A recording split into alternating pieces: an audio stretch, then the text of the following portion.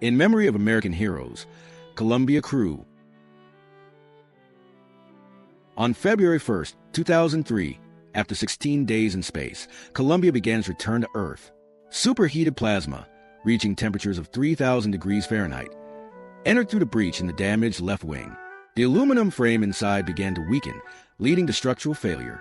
Columbia spun out of control, breaking apart at an altitude of 200,000 feet. Columbia and its 7 brave astronauts were lost.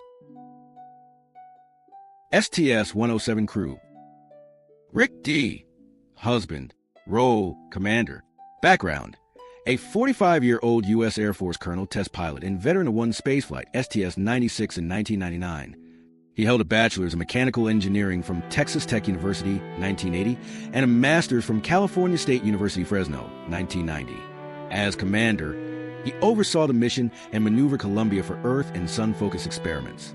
He logged over 235 hours in space before STS-107. William C. McCool. Role, Pilot. Background: a 41-year-old U.S. Navy commander and former test pilot. STS-107 was his first spaceflight. Michael P. Anderson. Role, Payload Commander, Mission Specialist 3. Background: a 43-year-old U.S. Air Force lieutenant colonel, former instructor pilot, and veteran of one spaceflight, STS-89 in 1998. He logged over 211 hours in space before STS-107. David M. Brown.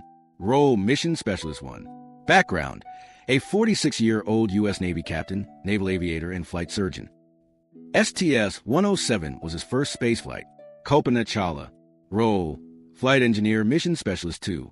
Background: a 41-year-old aerospace engineer and FAA-certified flight instructor.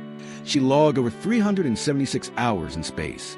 On STS-107, she operated a robotic arm and assisted in maneuvering Columbia for experiments. Laurel Blair Salton Clark. Role, Mission Specialist 4. Background: a 41-year-old U.S. Navy commander, Captain Select, and naval flight surgeon.